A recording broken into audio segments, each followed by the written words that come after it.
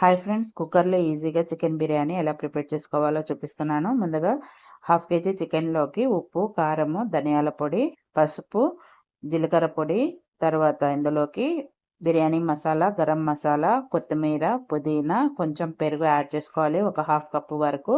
తర్వాత ఇందులో హాఫ్ చెక్క, లెమన్ కూడా యాడ్ చేసుకొని బాగా మిక్స్ చేసుకొని ఒక హాఫ్ అన్ అవర్ పాటు మ్యారినేషన్ చేసుకొని పెట్టుకోవాలి.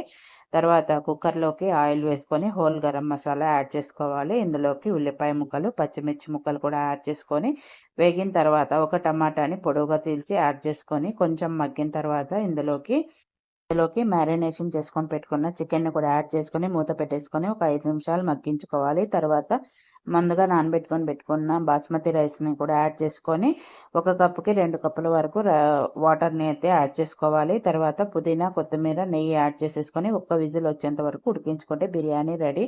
వీడియో నచ్చితే